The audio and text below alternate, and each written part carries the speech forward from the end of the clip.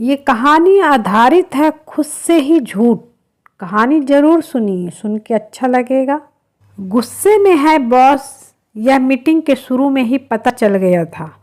जाते जाते कह गया, अपने से झूठ बोलकर कहाँ जाओगे।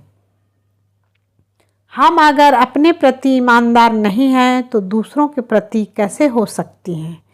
यह सवाल पूछते हैं डॉक्टर नील राव। वह मशहूर साइकियाट्रिस्ट तो है ही, कमाल के लेखक और विचारक भी हैं। ऑक्सफोर्ड में पढ़ते हैं। उनकी चर्चित किताब है heaven and elva, psychology of the emotions.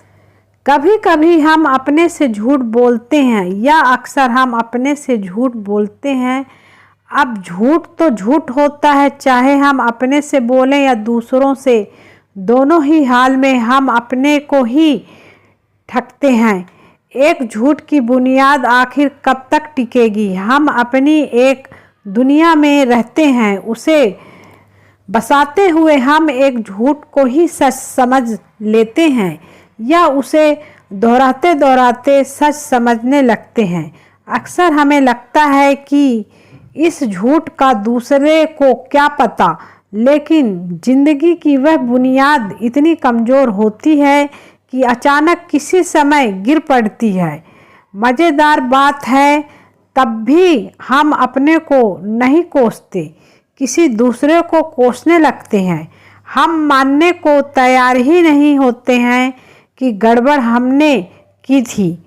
असल में उस तरह की ज़िंदगी एक तरह का शॉर्टकट है। शॉर्टकट या पगडंडियों हमें अच्छी तो लगती हैं, लेकिन उन्हीं की ज़िंदगी का सच नहीं मान लेना चाहिए। एक दिन झूठ हम पर भी भारी पड़ता है।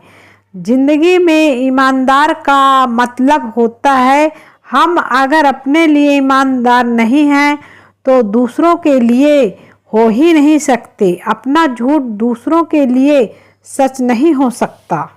संसार के सभी व्यक्ति इस कहानी को पढ़कर इस कहानी से सीख जरूर लेना चाहिए। आपके जीवन के लिए बहुत ही ज़रूरी है।